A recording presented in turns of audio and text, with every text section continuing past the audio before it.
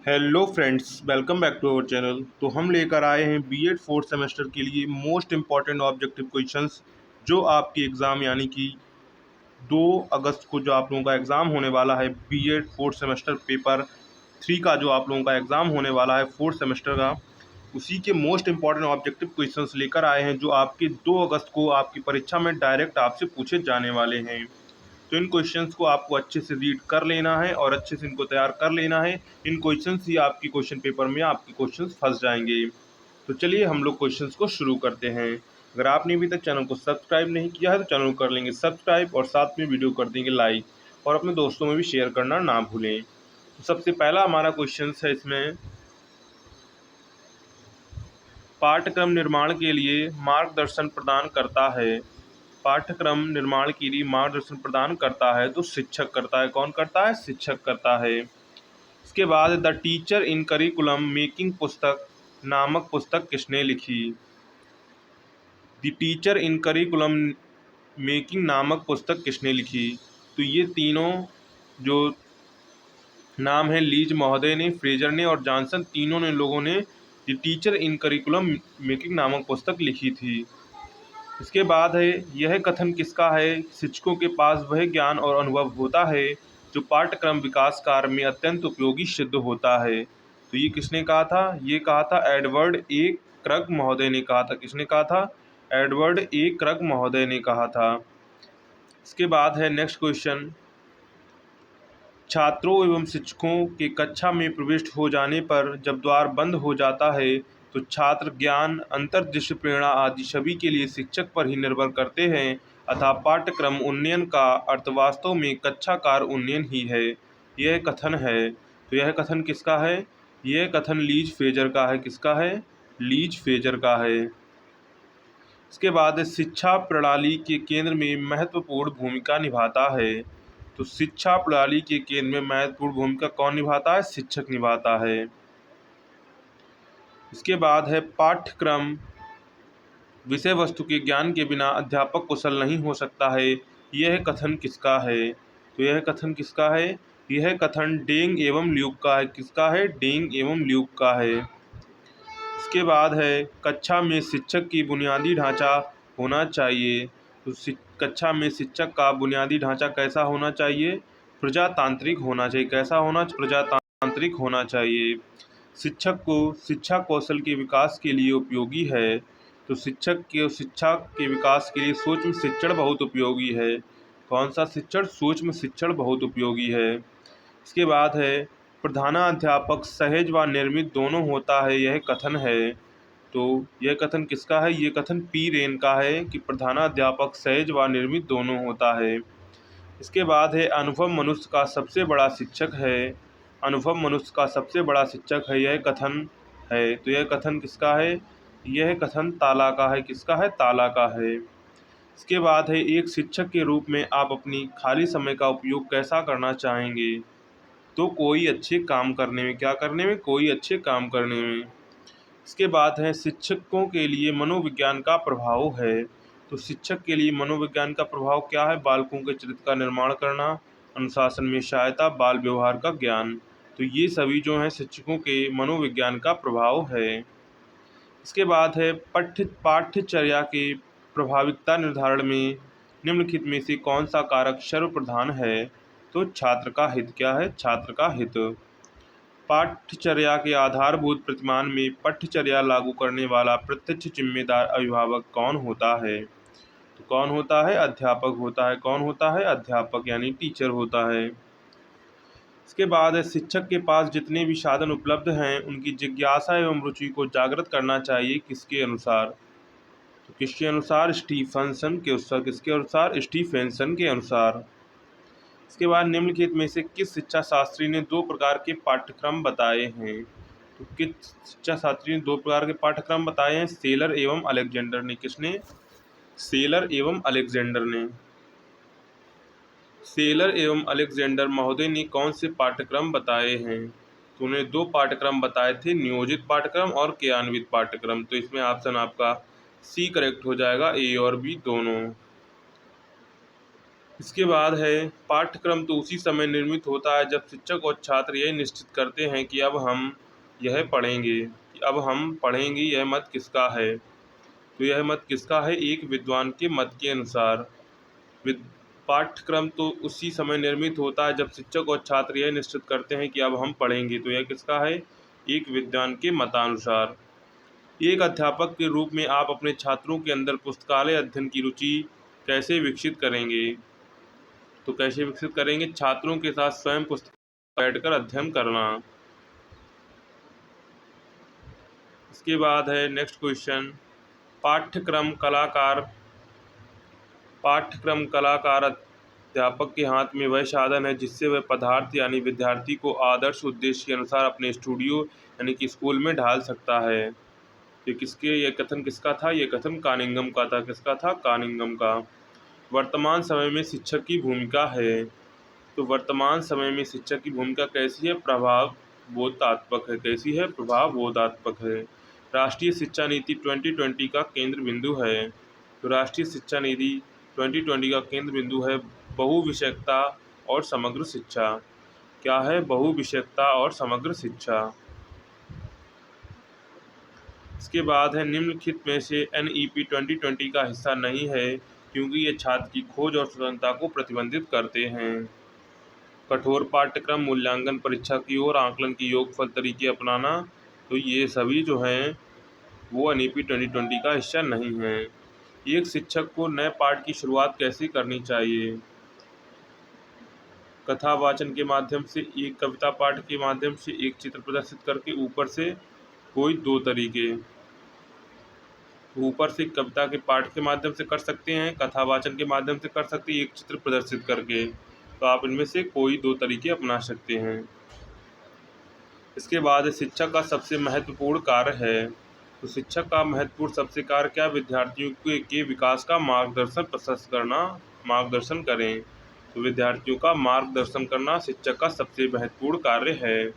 इसके बाद है राष्ट्रीय शिक्षा नीति 2020 के अनुसार एक शिक्षक को शिक्षण अधिगम प्रक्रिया के दौरान प्राथमिक विद्यालय की बच्चों के संचार के लिए किस भाषा का प्रयोग करना चाहिए? किस भाषा का प्रयोग करना चाहिए? बच्चों की मातृभाषा का प्रयोग करना चाहिए। किस भाषा का करना चाहिए? बच्चों की मातृभाषा का प्रयोग करना चाहिए। इसके बाद है प्राथमिक विद्यालय के मार्गदर्शक शिक्षकों की प्रमुख भूमिका है। प्राथमिक विद्यालय के मार्गदर्शक शिक्षकों की प्रमुख भूमिका क्या है? शिक्षण कार्यबल की कौशल, ज्ञान और प्रदर्शन में सुधार करना। क्या करना? शिक्षण कार्यबल की कौशल, ज्ञान और प्रदर्शन में सुधार करना। इसके बाद है एक कक्षा में एक दुखद अप्रिय घटना घटी, शिक्षक को ... समाधान की आवश्यकता है।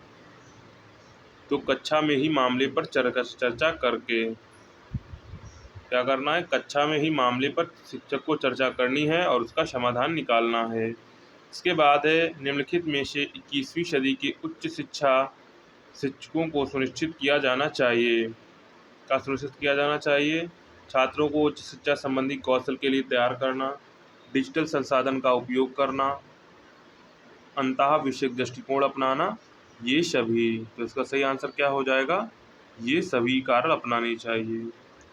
इसके बाद है मेहर के पास कक्षा में कुछ शिक्षार्थी हैं जो प्राकृतिक आपदा के कारण अपने मूल स्थान से पूर्वाग्रहित हैं और उन्हें विद्यालय के वातावरण में समायोजित करने में समस्या है। एक EVS शिक्षक के रूप में आप क्या करेंगे? तो इसमें क्या करेंगे? उन्हें अन्य शिक्षार्थियों के साथ बातचीत करने में मदद मिलेगी और उनकी कहानियाँ भी साझा होंगी।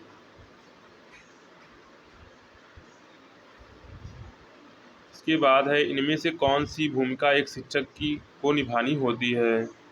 तो सहभागी भूमिका भी निभानी होती है और दृश्य की भूमिका भी निभानी होती है। तो ये दोनों भूमिकाएं जो है वो शिक्षक को निभानी होती हैं। इसके बाद यदि शिक्षक छात्रों को विषयों के चयन में मदद करते हैं तो वह उनकी कौन सी भूमिका है? तो कैसी है? सलाहकार भूमिका। ये कौन सी भूमिका है? सलाहकार भूमिका है यदि शिक्षक छात्रों को विषयों के चयन में मदद करवाते हैं। एक शिक्षक को सम्मान समाज द्वारा कब दिया जाना चाहिए? कब दिया जाना चाहिए? जब वे एक आदर्श जीवन का नेतृत्व करते हैं, वह अपने कर्तव्यों का पालन ईमानदारी से करते हैं और वह प्रभावी रूप से शिक्षण में सक्षम होते हैं, तब समाज को एक टीचर को सम्मान देना चाहिए। तो ये सभी हो जाएगा। इसके बाद है एक शिक्षक के पाठ्यक्रम में क्या उत्तरदायित्व होना चाहिए। वह विषय का अध्ययन करके नए नए शिक्षा ढंगों की खोज करे, घर संबंधी सहायक वस्तुएं एकत्रित करे, घर के काम की योजना बनाए और बच्चों को सीखने के लिए प्रेरित करे। तो ये जो सभी कार्य हैं वो पाठ्यक्रम में उत्तरदायित्व होना चाहिए। इसके बाद है पाठ्यक्रम में शिक्षक को क्या लाभ होता है। तो पाठ्यक्रम में शिक्षक को क्या लाभ होता है। पाठ्यक्रम के कारण ही शिक्षक तथा छात्र अनेकानेक निरर्थक क्रियाओं से बच जाते हैं। वे अपनी क्रियाओं की पाठ्यक्रम की सीमाओं से ही सीमित रखते हैं तथा इससे उनके शक्ति की बचत होती है। पाठ्यक्रम के कारण ही अध्यापक यह सुनिश्चित कर पाता है कि उसे क्या और कब पढ़ाना है। तो उपरोक्त सभी लाभ शिक्षक को पाठ्यक्रम से हैं। इसके बाद नेक्स्ट क्वेश्चन है, पाठ्यक्रम विकास निर्माण में किन प्रवृत्तियों के महत्व के आधार पर सिद्धांतों का अनुसरण किया जाना चाहिए। दार्शनिक व सामाजिक, मनोवैज्ञानिक, वैज्ञानिक प्रवृत्ति। तो ये सभी के आधार पर सिद्धांतों का अनुसरण किया जाना चाहिए। पाठ्यचर्या में उन्हीं विषयों को स्थान देना चाहिए जो छात्र के भावी जीवन में काम आ सकें। पाठ्यचर्या के संबंध में यह सिद्धांत है। यह सिद्धांत कैसा है। उपयोगितावादी सिद्धांत। कैसा है। उपयोगितावादी सिद्धांत है। इसके बाद है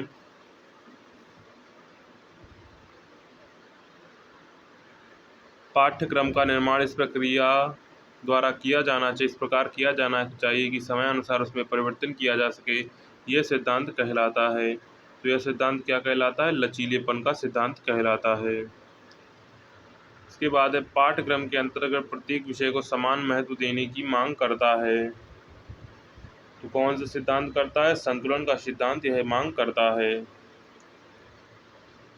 इसके बाद पाठ्यक्रम का निर्माण सह संबंध सिद्धांत पाठ्यचर्या के संबंध में किसके मध्य सह संबंध की व्याख्या करता है। तो विषयों के मध्य। किसके मध्य। विषयों के मध्य। पाठ्यक्रम निर्माण में विकास के सिद्धांत को किसने प्रमुखता प्रदान की है।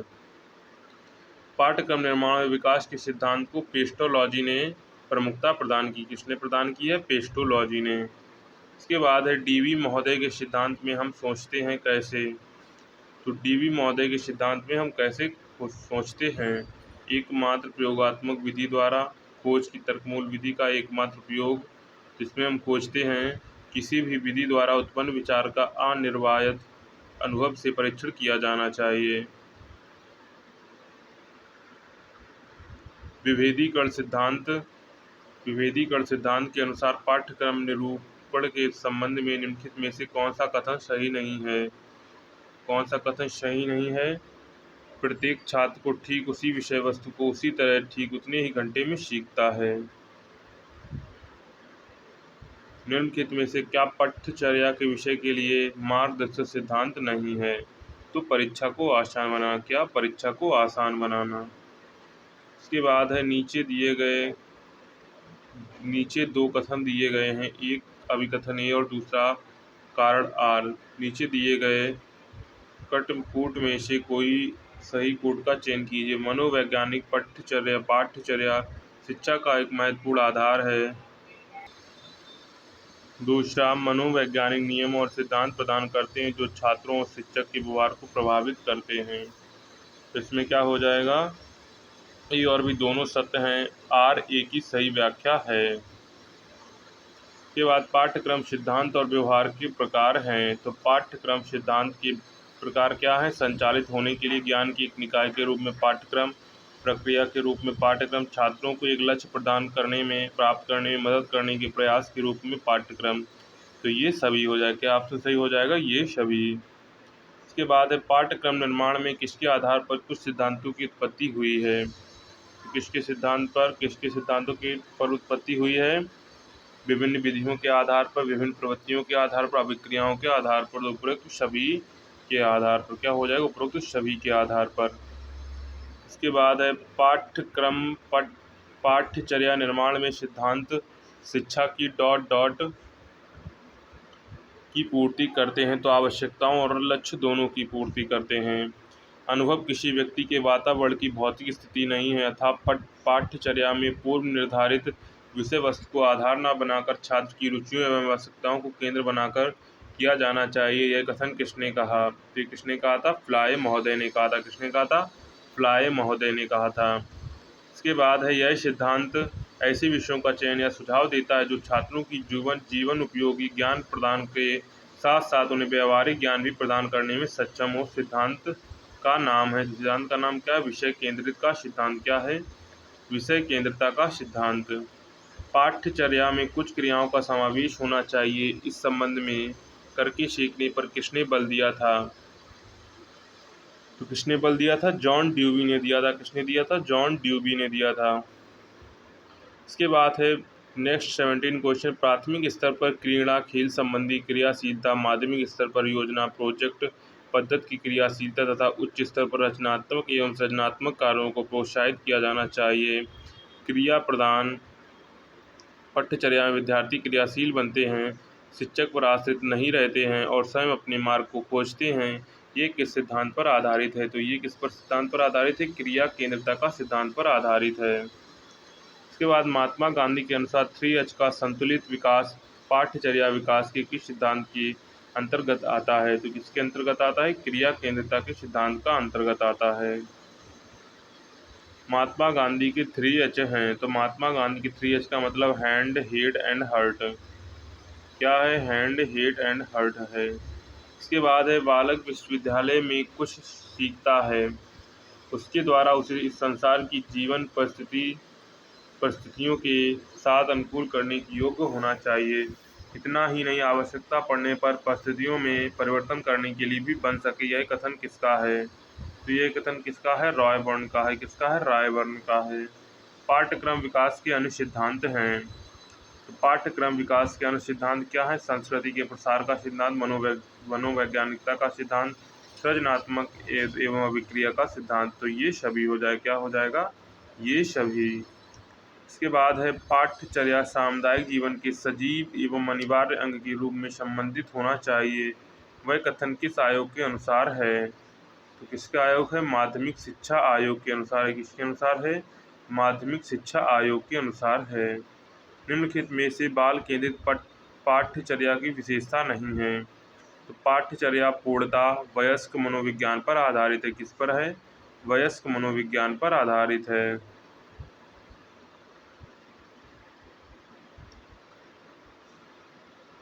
इसके बाद है 24 क्वेश्चन। बाल केंद्रित पाठ्यचर्या वह पाठ्यचर्या है जो पूर्णता और समग्र रूप से सीखने वाले में निहित होता है। यह कथन है। तो यह कथन किसका है? जेम्स एम ली के अनुसार। किसके अनुसार? जेम्स एम ली के अनुसार। समुदाय केंद्रित सिद्धांत पाठ्यक्रम के विकास में किस प्रकार अधिक बल देता है?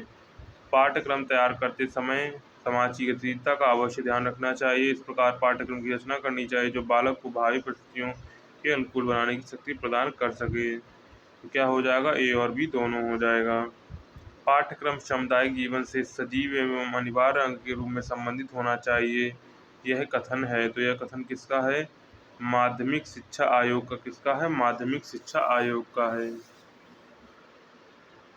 पुस्तक केंद्रित पाठ्यचर्या भी इसे कहा जाता है। तो किसे कहा जाता है? विषय केंद्रित को पुस्तक केंद्रित पाठ्यचर्या भी कहा जाता है।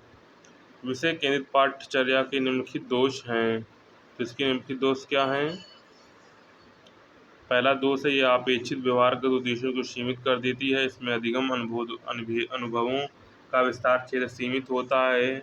इसमें अधिगम का स्थानांतरण सरलता तथा प्रभावी रूप से संभव नहीं हो पाता है। तो ये जो सभी कारक हैं वो क्या हैं? विषय केंद्रित पाठ्यचर्या के दोष हैं।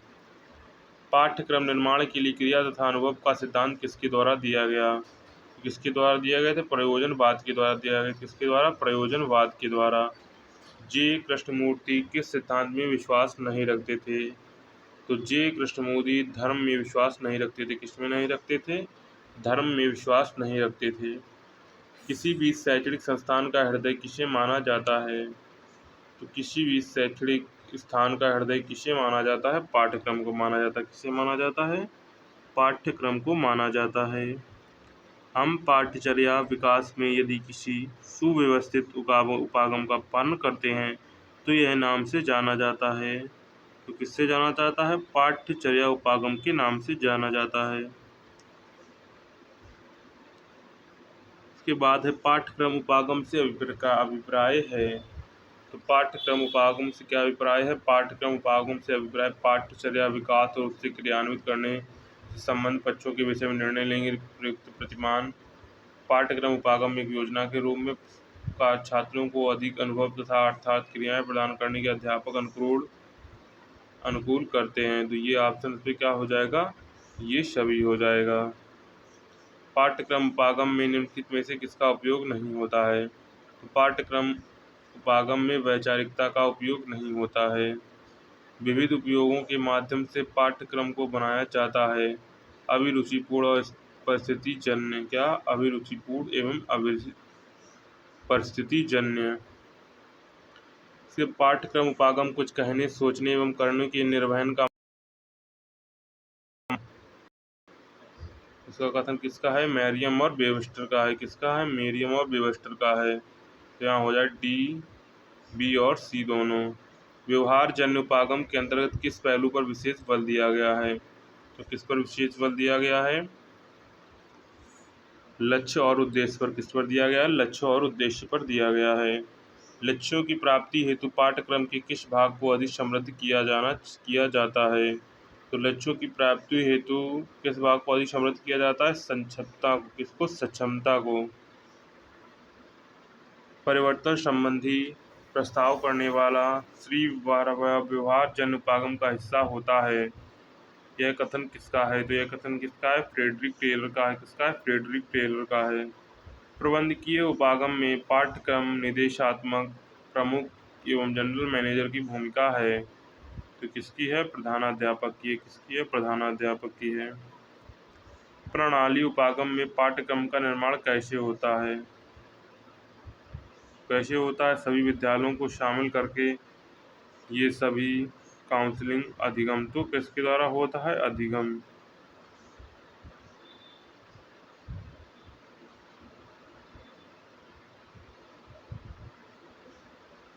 प्रणाली उपागम में पाठ्यक्रम का निर्माण होता है। तो किसके द्वारा होता है? सभी विद्यालयों को शामिल करके होता है।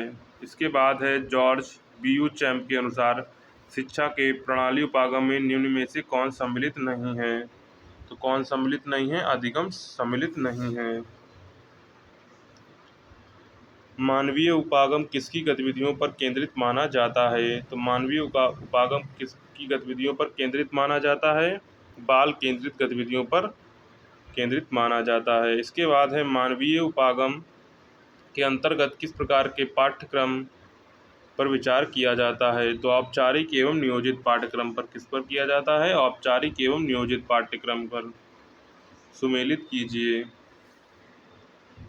तो इसमें ए का हो जाएगा पहला, बी का हो जाएगा दूसरा, सी का हो जाएगा तीसरा और डी का हो जाएगा चौथा। पाठ्यचर्या विकास व संगठन के निम्नलिखित में से कौन से उपागम हैं?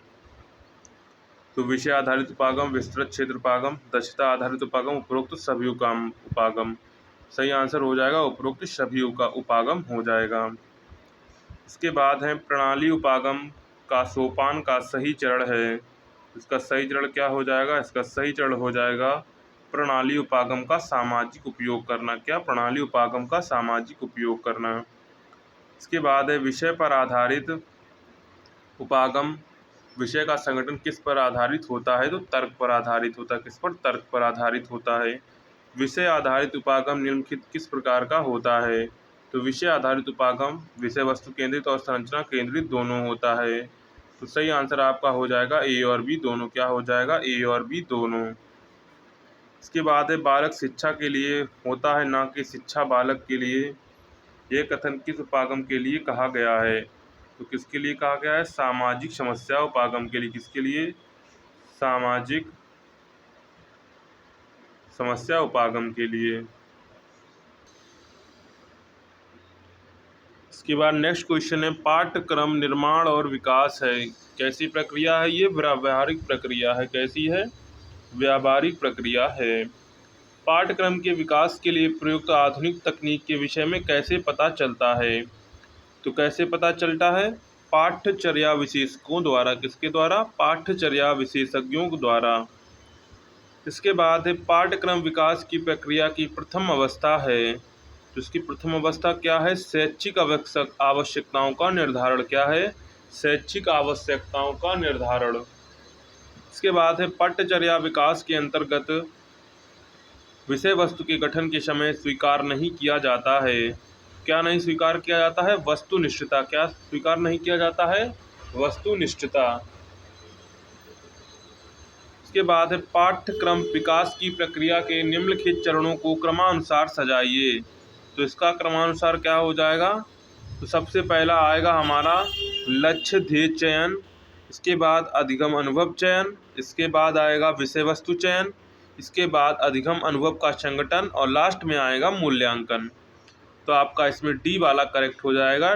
2 5 4 3 2 3 1। इसके बाद है निम्नलिखित में से किस प्रत्यय को पाठ्यचर्या विकास की संज्ञा दी जाती है? पहला है शिक्षक यह जानने का प्रयास करता है कि अधिगम अवसरों के नियोजन द्वारा छात्रों के व्यवहारों में विशिष्ट परिवर्तन किस प्रकार लाया जा सकता है। यह व्यवहार में विशिष्ट परिवर्तन किस सीमा तक जाना जा सकता है, यह जानना कि उसमें कितना अपेक्षित परिवर्तन हुआ है। तो ये सभी आपका ऑप्शन करेक्ट हो जाएगा, ये सभी। इसके बाद है पाठ्यचर्या परिवर्तन का अर्थ एक प्रकार से एक संस्था को परिवर्तित करना है। यह परिभाषा किसने दी? तो यह परिभाषा किसने दी थी? हिल्डा टाबा ने दी थी। किसने दी थी? हिल्डा टाबा ने दी थी। इसके बाद है विद्यालयी पाठ्यचर्या में होने वाले परिवर्तनों में समुदाय, छात्र संख्या, क्षेत्र, व्यावसायिक स्टाफ एवं समाज में हुए परिवर्तन परिलक्षित होने चाहिए एवं इन समस्त परिवर्तनों द्वारा पाठ्यचर्या परिवर्तन होना चाहिए। यह किसके अनुसार परिभाषा है?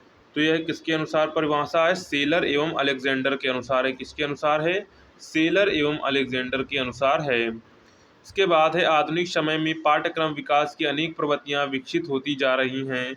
आधुनिक समय में पाठ्यक्रम की विकास की अनेक प्रवृत्तियां विकसित होती जा रही हैं। कुछ नवीन प्रवृत्तियां निम्नलिखित में से हैं। तो इसमें कौन कौन सी प्रवृत्तियां हैं? भविष्य पर विशेष दृष्टि है, अधिगम प्रक्रिया में परिवर्तन है, पाठ्यक्रम विकास में केंद्रीय प्रभाव में वृद्धि है। तो ऑप्शन इसमें हो जाएगा ये सभी करेक्ट हो जाएगा। क्या करेक्ट हो जाएगा? ये सभी करेक्ट हो जाएगा। इसके बाद है modern view points in the curriculum नामक पुस्तक किसने लिखी? तो ये किसने लिखी थी? ये लिखी थी रोजन ब्लूम एवं हिलस्टड ने लिखी थी। किसने? रोजन ब्लूम एवं हिलस्टड ने लिखी थी। इसके बाद है पाठ्यक्रम परिवर्तन की प्रक्रिया वैसे वो सब अनवरत रूप से चल रही है जब से विद्यालय की स्थापना आरंभ हुई, परंतु कुछ वर्ष पूर्व तक यह बहुत धीमी गति से हुआ है। कुछ प्रतिभा संपन्न उत्साही व्यक्ति क्रियाशील रहे। विगत वर्षों में परिवर्तन की स्थिर हो जाने के परिणाम स्वरूप विश्व के सभी देशों में पाठ्यचर्या पुनर्निर्माण का विकास कार्य संस्थागत होता जा रहा है। प्रस्तुत प्रतिवेदन किसके द्वारा दिया गया है? तो किसके द्वारा दिया गया है? नेशनल एजुकेशन एसोसिएशन अमेरिका एक विशेषज्ञ समिति ने दिया है। किसने दिया है? समिति ने दिया है। इसके बाद है पाठ्यक्रम के क्षेत्र में सहयोग का सर्वप्रथम प्रयास किस सन में किया गया था? तो किस सन में प्रकाश में आया था? तो 1967 में आया था। किसमें आया था? 1967 में। इसके बाद है अंतर्राष्ट्रीय व क्षेत्रीय पाठ्यक्रम सम्मेलन आयोजन के लिए एक international centre for the study of instruction स्थापित करने का प्रस्ताव किसने प्रस्तुत किया? तो किसने किया था? डॉक्टर डब्ल्यू.जी. कार ने किया था। किसने किया था? डॉक्टर डब्ल्यू.जी. कार ने किया था। इसके बाद है डॉक्टर डब्ल्यू.जी. कार ने पाठ्यक्रम विकास की सफलता के लिए किन बातों की आवश्यकता पर बल दिया था? किन बातों की आवश्यकता पर बल दिया था? अपने क्षेत्र में पर्याप्त स्वतंत्रता, प्रभावी प्रशासन के लिए समुचित समन्वय सेवाएं। इसमें क्या करेक्ट हो जाएगा? ए और बी दोनों। क्या हो जाएगा? ए और बी दोनों। इसके बाद है पाठ्यक्रम विकास की प्रक्रिया में कौन सा कथन सत्य है? तो पाठ्यक्रम विकास की प्रक्रिया में कौन सा कथन सत्य है? तो इसमें कौन सा कथन सत्य हो जाएगा? पाठ्यचर्या छात्रों को इस योग्य बनाने के लिए तैयार की जाती है कि वे समाज सापेक्ष व्यवहार को सीख सकें, सामाजिक पृष्ठभूमि से जुड़ी उनकी भिन्नताओं का निदान किया जा सके, आवश्यकता निर्धारण का दूसरा उपाय है। तो ये सभी हो जाए। क्या हो जाएगा? ये सभी। इसके बाद है पाठ्यचर्या परिशोधन प्रयोग नितांत आवश्यक होता जाता है, क्योंकि पाठ्यचर्या का आधुनिकीकरण, सौंपी गई पाठ्यचर्या से निःशीघ्र सामग्री निकालना, अभीष्ट व वास्तविक कार्यान्वयन के अंतराल को कम करना। इसका सही आंसर हो जाएगा ये सभी। क्या हो जाएगा? ये सभी। इसके बाद है निम्नलिखित में से क्या पाठ्यक्रम की विकास प्रक्रिया के लिए मार्गदर्शन नहीं है? तो परीक्षा को आसान बनाना। क्या है? परीक्षा को आसान बनाना। इसके बाद है पाठ्यक्रम विकास की अवधारणा में शामिल नहीं है। तो क्या नहीं शामिल है? अंतर्राष्ट्रीय विचार। क्या नहीं? अंतर्राष्ट्रीय विचार। इसके बाद है निम्नलिखित में से किसको पूर्वगामी के रूप में मानव की व्यवस्था के रूप में तैयार और निर्देशित किया जा सकता है? तो पाठ्यक्रम प्रारूप को। किसे? पाठ्यक्रम प्रारूप को। इसके बाद है नेक्स्ट क्वेश्चन था आपका पाठ्यचर्या विकास है, तो पाठ्यचर्या विकास किसका है? योजना, क्रियान्वयन और मूल्यांकन का है। इसके बाद है स्थायी पाठ्यक्रम परिवर्तन सुधार सुनिश्चित करने में भारतीय संदर्भ में किसकी भूमिका महत्वपूर्ण है?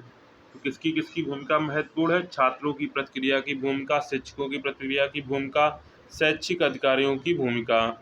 तो ऑप्शन करेक्ट हो जाएगा ये सभी। क्या हो जाएगा? ये सभी। इसके बाद है पाठ्यक्रम परिवर्तन निम्नलिखित में से किस पर विचार करता है?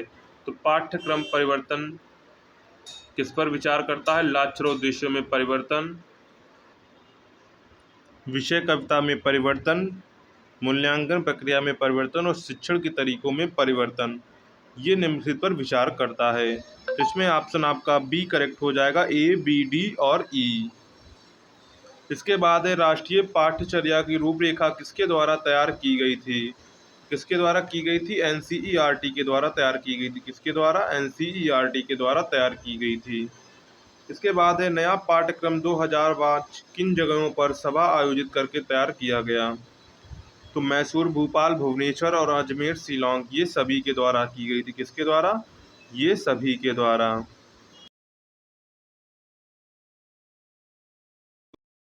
तो राधा कृष्ण आयोग का गठन कब किया गया था? तो इसका गठन कब किया गया था? 1949 में किया। कब किया गया था? 1949 में किया गया था।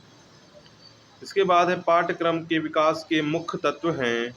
तो पाठ्यक्रम के विकास के मुख्य तत्व हैं शिक्षण, उद्देश्य और मूल्यांकन प्रक्रिया। तो ए और बी तो इनमें क्या हो जाएगा? इनमें से कोई नहीं। तो इसमें क्या हो जाएगा आपका?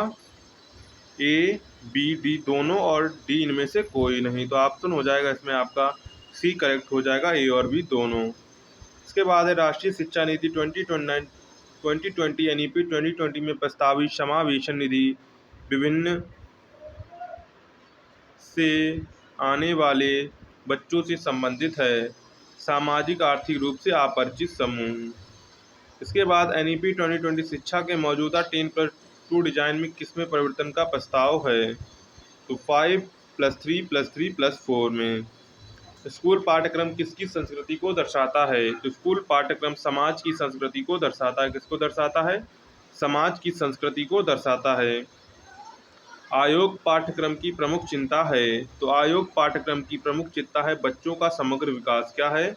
बच्चों का समग्र विकास। परिवर्तन को प्रभावित करते हुए निम्नलिखित में से किसे पाठ्यक्रम चतुर्भुज के चरम पर रखा गया है? तो किसे रखा गया है? चेतावनीत्मक उद्देश्य परिवर्तन। किसे रखा गया है? चेतावनीत्मक उद्देश्य परिवर्तन को। निम्नलिखित में से कौन सा पाठ्यचर्या परिवर्तन का उदाहरण नहीं है? तो कौन नहीं है? शैक्षिक संसाधन केंद्र का जुड़ाव, समझौता, संसाधनों का व्यवसाय। पाठ्यक्रम विकास की क्या आवश्यकता है? तो पाठ्यक्रम विकास की क्या आवश्यकता है? दशकों से समाज की जिज्ञासाओं और सतत विकास के लिए शिक्षा प्रदान करना। इसके बाद है एक पाठ्यक्रम का विकास करके या लागू करके छात्रों की असफलताओं को कम किया जा सकता है, जो कि है उन्हें सामाजिक संदर्भ से जुड़ा है। जो कि किससे जुड़ा हुआ है? उनके सामाजिक संदर्भ से जुड़ा हुआ है। पाठ्यक्रम विकास प्रक्रिया के तत्व हैं। तो पाठ्यक्रम विकास की प्रक्रिया के 4 तत्व हैं। कितने तत्व हैं? 4 तत्व हैं। पाठ्यचर्या विकास के कुछ आधार हैं। निम्नलिखित में से कौन से पाठ्यचर्या विकास का आधार है? तो क्या है? आर्थिक स्थिति का आधार। क्या है? आर्थिक स्थिति का आधार।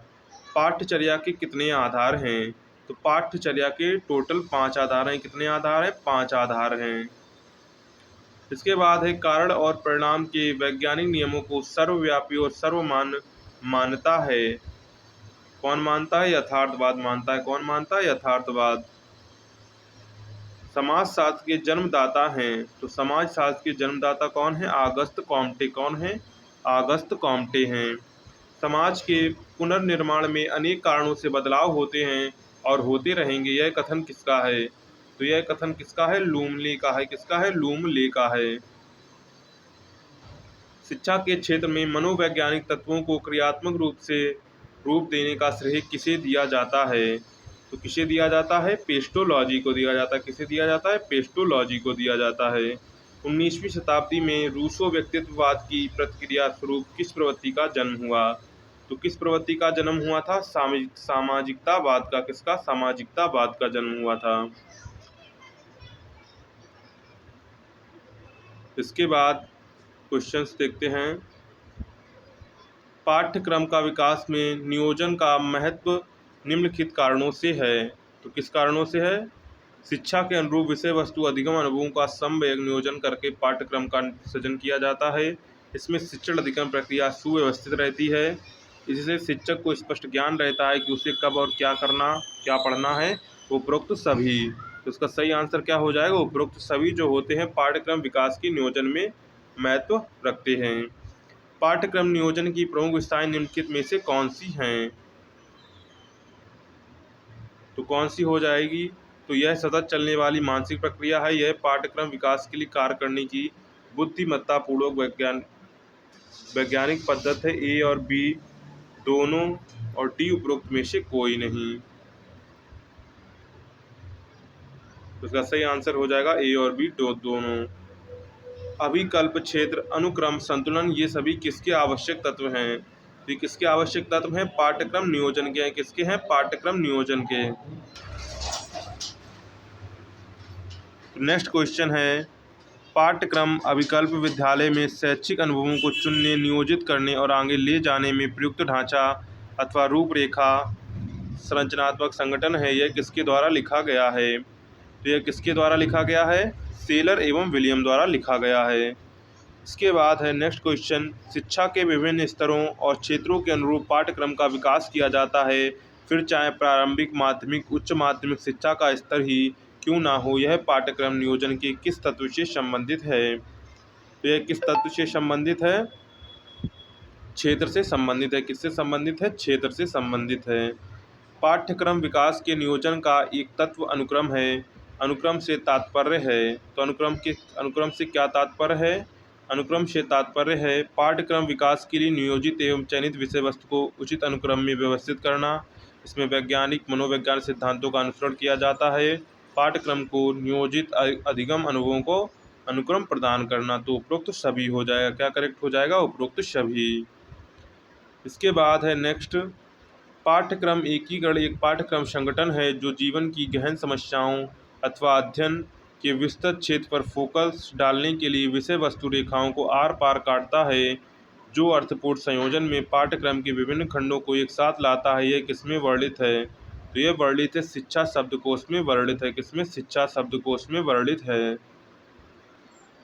इसके बाद नेक्स्ट क्वेश्चन है, पाठ्यक्रम विकास के नियोजन की प्रमुख विशेषता नहीं है। तो पाठ्यक्रम विकास के नियोजन की प्रमुख विशेषता क्या नहीं है? प्रमुख विशेषता नहीं है, पाठ्यक्रम विकास में नियोजन एक असतत चलने वाली शारीरिक क्रिया है। इसके बाद है नेक्स्ट क्वेश्चन, कक्षा स्तर के अनुरूप नव विकसित सृजित पाठ्यक्रम ना अधिक हल्का और ना ही अधिक बोझिल हो। कक्षा के स्तर के अनुरूप पाठ्यक्रम का संतुलित विकास किया जाना आवश्यक है। पाठ्यक्रम विकास नियोजन की किस तत्व से संबंधित है? तो किस तत्व से संबंधित है? संतुलन तत्व से संबंधित है। किससे? संतुलन तत्व से संबंधित है। पाठ्यक्रम विकास के नियोजन से लाभ निम्नलिखित हैं। तो इससे क्या क्या लाभ हैं? नियोजन पाठ्यक्रम विकास के लक्ष्यों की प्रतिपूर्ति हेतु मार्ग प्रशस्त करता है। नियोजन पाठ्यक्रम विकास की भावी अनिश्चितता में कमी लाता है। नियोजन पाठ्यक्रम विकास हेतु प्रबंध किए कार्यों को गति प्रदान करता है। तो उपरोक्त सभी हो जाएगा। क्या करेक्ट हो जाएगा? उपरोक्त सभी। इसके बाद पाठ्यक्रम अभिकल्प डिजाइन के मुख्य रूप से किस नाम से जाना जाता है? तो किस नाम से जाना जाता है? पाठ्यक्रम गाइड के नाम से जाना जाता है। किस नाम से जाना जाता है? पाठ्यक्रम गाइड से नाम से जाना जाता है। इसके बाद है पाठ्यक्रम का प्रयोग किन क्षेत्रों में प्रभावी माना जाता है? तो पाठ्यक्रम का प्रयोग अनौपचारिक शिक्षा में प्रभावी माना जाता है। पारस्परिक पाठ्यक्रम डिजाइन प्रक्रिया में किसे शामिल नहीं किया गया?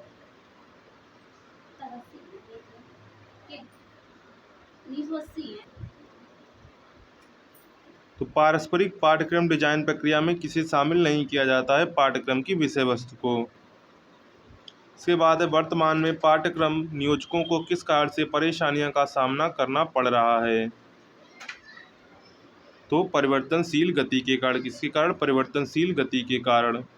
निम्नलिखित कथनों पर विचार कीजिए। तो यहाँ पर आपको कथन दिए गए हैं। शिक्षण हेतु विषय वस्तु का निर्णय पाठ्यक्रम योजना निर्माताओं द्वारा भिन्न भिन्न स्तरों पर किया जाता है। तो ये बिल्कुल सही है। रेडियो और दूरदर्शन नियमित प्रसारण में विज्ञान व तकनीकी अब लोकप्रिय हो गए हैं। बिल्कुल सही है। कुछ तत्व का उपयोग दैनिक जीवन में ज्ञान में शामिल है, वह विद्यार्थी अच्छे प्रकार से जानता है। ये भी सही है।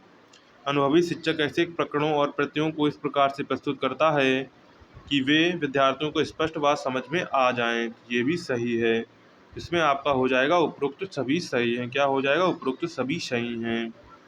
इसके बाद है पाठ्यक्रम के विकास के नियोजन करते समय विषय वस्तु के तथ्यों एवं अधिगम अनुभव के प्रस्तुतीकरण को ही दृष्टिगत रखा जाता है। क्या रखा जाता है? उनकी निरंतरता को और उनके सातत्व को। किसे? उनकी निरंतरता को और उनके सातत्व को। तो ऑप्शन ए और बी दोनों हो जाएगा। इसके बाद है पाठ्यक्रम नियोजन किसके लिए लाभप्रद व उपयोगी होता है? तो पाठ्यक्रम नियोजन किसके लिए लाभप्रद व उपयोगी होता है? अधिगमकर्ताओं के लिए। किसके लिए? अधिगमकर्ताओं के लिए। पाठ्यक्रमीय क्रियाओं में संतुलित अपेक्षित है। तो क्या अपेक्षित है? एकीकरण। इसके बाद है स्कूल पाठ्यक्रम नियोजन हेतु प्रदत्त सुझाव किसने दिए? तो ये किसने दिए थे? शिक्षा आयोग ने दिए थे। किसने दिए थे? शिक्षा आयोग ने। इसके बाद है शिक्षा आयोग द्वारा पाठ्यक्रम नियोजन में क्या सुझाव दिए गए?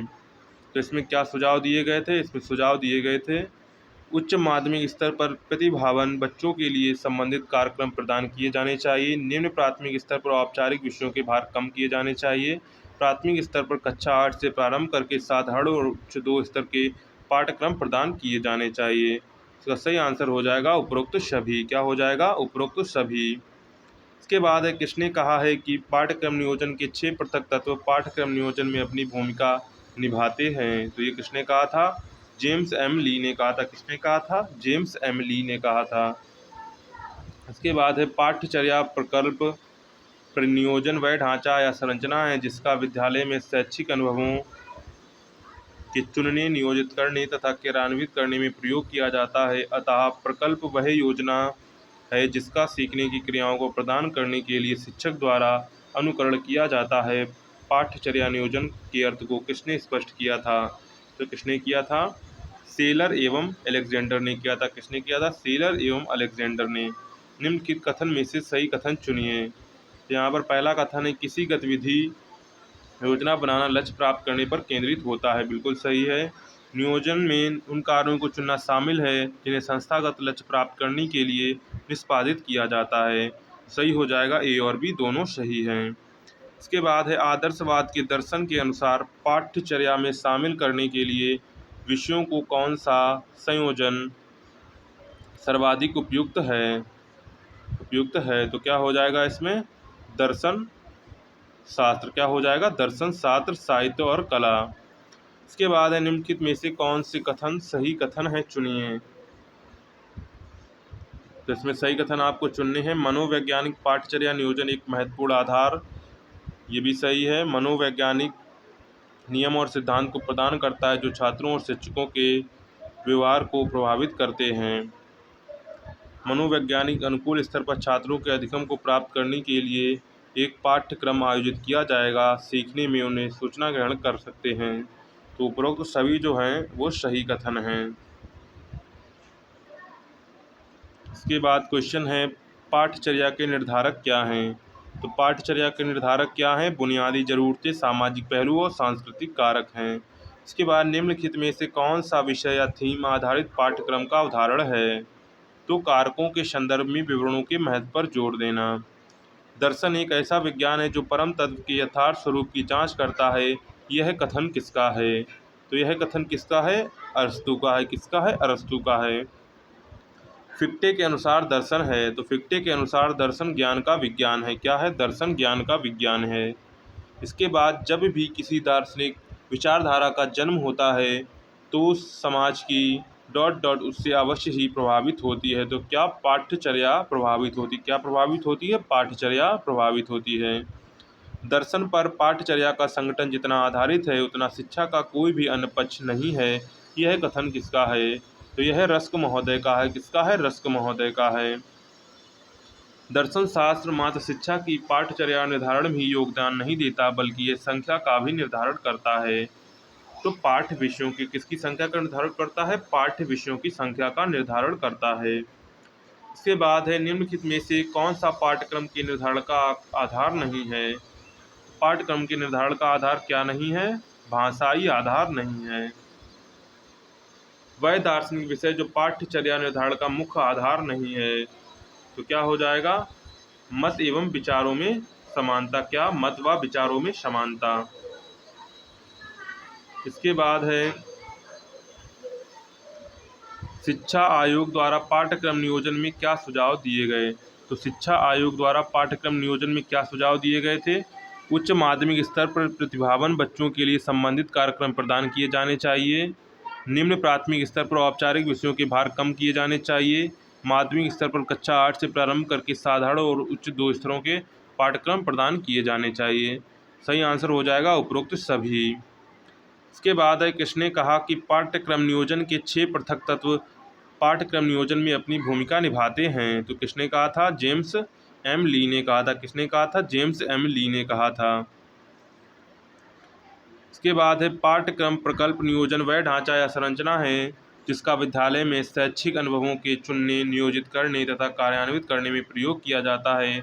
अतः प्रकल्प वही योजना जिसे का सीखने की क्रियाओं को प्रदान करने के लिए शिक्षक द्वारा अनुकरण किया जाता है।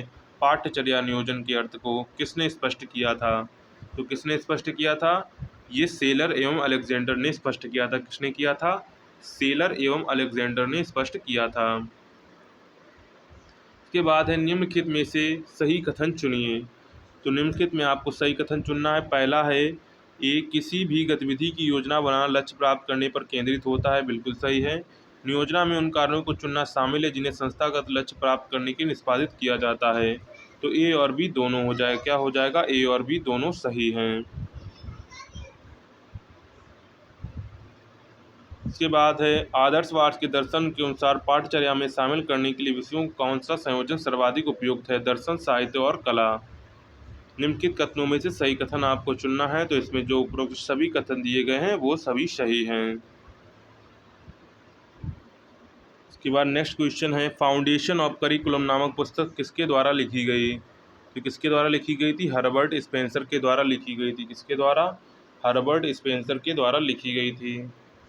इसके बाद है किस दार्शनिक विचारधारा के अनुसार पाठ्यचर्या का निर्धारण मुख्य आधार मानव के विचार व आदर्शों की पूर्णता है? आदर्शवाद के अनुसार। किसके अनुसार? आदर्शवाद के अनुसार। विचार प्रधान विषयों को विशेष महत्व दिया जाता है आदर्शवादी पाठ्यचर्या के अनुसार। निम्न में से किस दार्शनिक विचारधारा का मानना है कि बाल्यावस्था में शिक्षा निषेधात्मक होगी? प्रकृतिवादी। क्या? प्रकृतिवादी। इसके बाद है पाठ्यक्रम विकास करते समय विषय वस्तु के निर्धारक के रूप में किन तत्वों पर विशेष ध्यान देना है? जिनके आधार पर विषय वस्तु का सम्यक निर्धारण हो सके। ये निर्धारक हैं पर्यावरणीय निर्धारक, आर्थिक निर्धारक, मनोवैज्ञानिक निर्धारक, उपरोक्त सभी निर्धारक। तो जो सभी निर्धारक से हैं आर्थिक निर्धारक, पर्यावरणीय और मनोवैज्ञानिक सभी विषय वस्तु का सम्यक निर्धारण कर सकते हैं। इसके बाद है पाठ्यक्रम निर्धारक के विषय में लिखा है पाठ्यक्रम में वे सभी विषय सम्मिलित होने चाहिए जो एक मनुष्य को बुद्धिमान, गुणवान और पवित्र बनाने में समर्थ हों। यह किसने कहा था? ये कहा था कॉमेनियस ने। किसने कहा था? कोमेनियस ने कहा था। इसके बाद है पाठ्यक्रम विकास के दार्शनिक निर्धारक हैं। तो पाठ्यक्रम विकास के दार्शनिक निर्धारक कौन है? प्रकृतिवाद और पाठ्यक्रम, आदर्शवाद और पाठ्यक्रम, प्रयोजनवाद और पाठ्यक्रम, उपरोक्त सभी। इसका सही आंसर क्या हो जाएगा? उपरोक्त सभी हो जाएगा। इसके बाद है पाठ्यक्रम विकास के निर्धारकों के प्रमुख स्थान हैं। तो दार्शनिक निर्धारकों को का क्या? दार्शनिक निर्धारकों का। इसके बाद है निम्नलिखित में से कौन सी विचारधारा पाठ्यचर्या में प्रचलित विषयों को सम्मिलित करने का पूर्णतः विरोध करता है? तो क्या करता है? प्रकृतिवाद इसका पूर्णतः विरोध करता है। इसके बाद निम्न में किस विचारधारा का मानना है कि पाठ्यचर्या निर्माण का अंतिम सिद्धांत एकीकरण है? तो कौन सा सिद्धांत है? प्रयोजनवादी। क्या है? प्रयोजनवादी। इसके बाद है प्रसिद्ध दार्शनिक ब्राउडी ने बालक में किस कौशल के विकास को आवश्यक माना है? किसे किसे माना है? व्यावसायिक कौशल को, प्रतीकात्मक कौशल, तर्क कौशल, सभी कौशलों को बालक के कौशल के विकास के लिए आवश्यक माना है। इसके बाद यथार्थवादी विचारधारा के अनुसार निम्न में से कौन सा कथन सत्य है? तो पाठ्यक्रम के विषय बालक के वास्तविक जीवन से संबंधित होने चाहिए।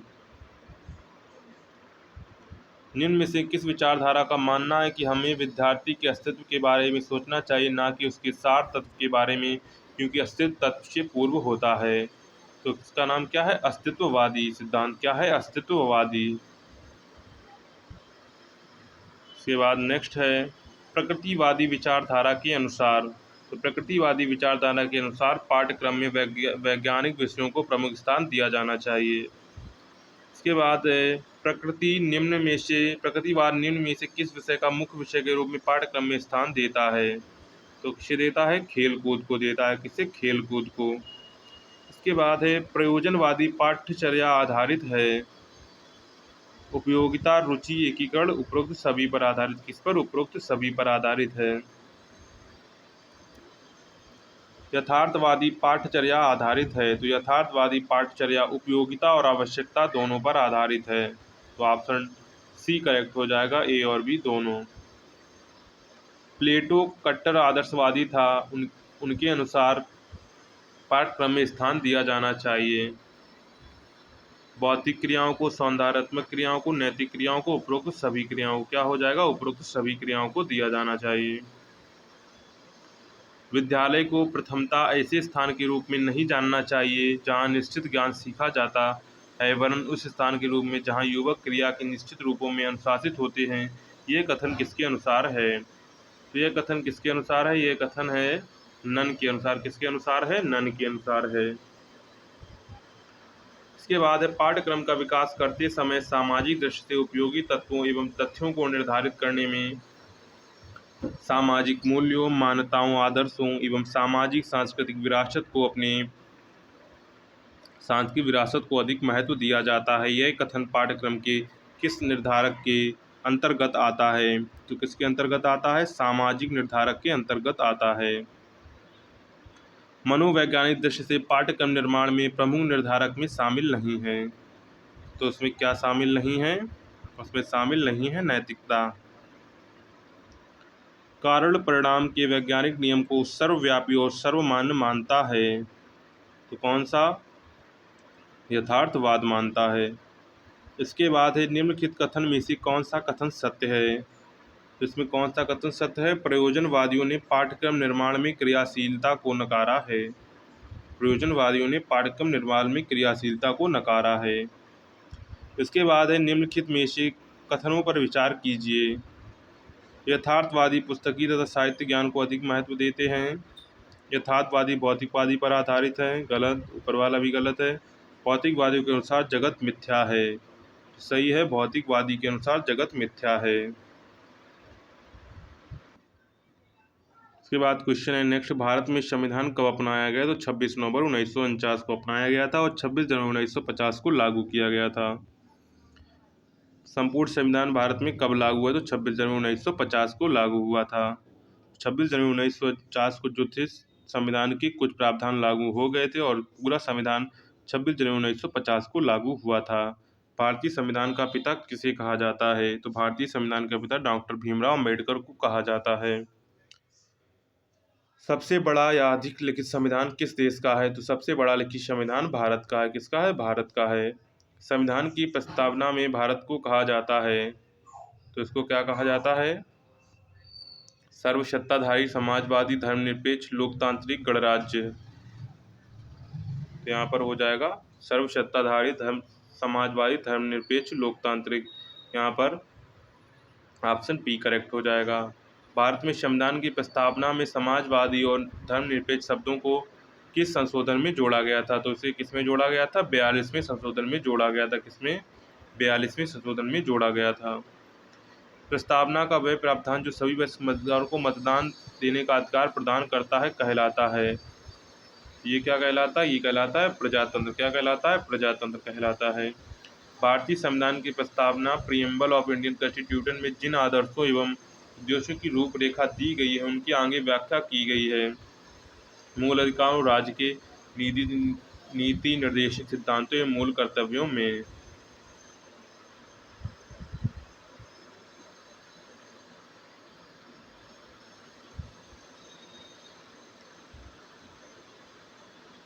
भारत की संप्रभुता, एकता और अखंडता को अक्षुण्ण बनाए रखने तथा उनकी रक्षा करने के लिए प्रावधान किया गया है प्रस्तावना में।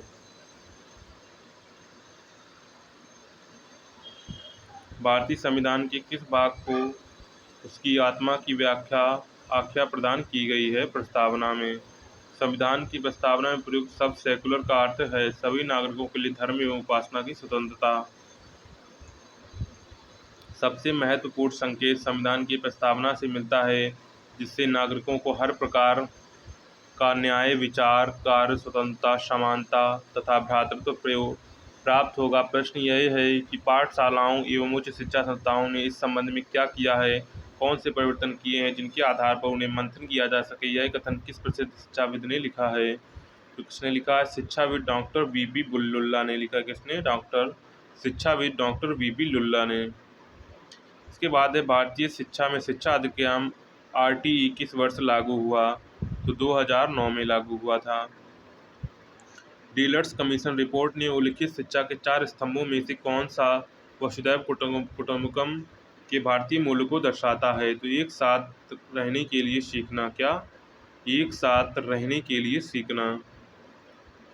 इसके बाद निम्नलिखित में से कौन सा मूल्य शिक्षा का उद्देश्य है? तो नैतिक मूल्यों को अंतर्विष्ट करना। क्या है? नैतिक मूल्यों को अंतर्विष्ट करना। इसके बाद है भारतीय संविधान में स्वाधीनता के महत्व का अर्थ है। भारतीय संविधान में स्वाधीनता के महत्व का अर्थ है। तो इसका महत्व क्या है? शिक्षक को छात्रों के जीवन में हठ, धर्मता और भय के प्रभाव से मुक्त होने में मदद करनी चाहिए। इसके बाद है निम्नलिखित में से कौन से मूल अधिकार गैर नागरिकों के लिए उपलब्ध हैं? तो आत्मदोष सिद्धि के लिए विरुद्ध संरक्षण, अंतरात्मा की स्वतंत्रता, ए और बी दोनों हो जाए। क्या हो जाएगा? ए और बी दोनों।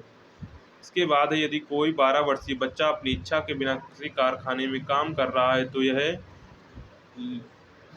लेग ... का उल्लंघन है। तो किसका उल्लंघन है? 23 और 24 का उल्लंघन है। मौलिक अधिकारों के हिस्से के रूप में भारत का संविधान निम्नलिखित अधिकारों का समता और समानता करता है। भारतीय संविधान में कितने मौलिक कर्तव्य दिए गए हैं? भारतीय संविधान में 11 मौलिक कर्तव्य दिए गए। कितने दिए? 11 मौलिक कर्तव्य दिए गए हैं। संवैधानिक उपचार के अधिकार के तहत आता है मौलिक अधिकार। कि भारत के संविधान के निम्नलिखित लेखों में से कौन सा शिक्षा का अधिकार प्रदान करता है? तो लेख 39A। क्या? लेख 39A प्रदान करता है। संविधान के प्रस्तावना में वर्णित विभिन्न मूल्यों का सही क्रम है। तो न्याय, स्वतंत्रता, समानता, बंधुत्व। निम्नलिखित में से कौन सा शब्द हमारे संविधान की प्रस्तावना में नहीं लिखा गया है? तो साम्यवादी। कौन सा नहीं लिखा गया? साम्यवादी नहीं लिखा गया है। इसके बाद भारतीय संविधान के किस अनुच्छेद में कहा गया है कि कानून की दृष्टि से सभी नागरिक समान होंगे?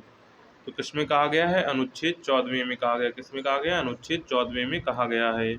भारतीय संविधान के किस अनुच्छेद में इस बात पर जोर दिया गया है कि धर्म, वंश, जाति, लिंग, भाषा या प्रांत के आधार पर किसी भी व्यक्ति को सार्वजनिक स्थल के उपयोग से वंचित नहीं किया जा सकता है? तो अनुच्छेद 15 में कहा गया। किसमें? अनुच्छेद 15 में कहा गया है। इसके बाद है भारतीय संविधान के अनुच्छेद 17 में कहा गया है तो छुआछूत को बढ़ावा देना कानूनी अपराध माना जाएगा। क्या? छुआछूत को बढ़ावा देना कानूनी अपराध माना जाएगा। इसके बाद है पाठ्यक्रम के निर्धारण में प्रयुक्त शब्द धर्मनिरपेक्षता किन मूल्यों पर बल देता है? तो मनुष्य की मौलिक तथा सांस्कृतिक उन्नति पर प्राथमिक बल देता है।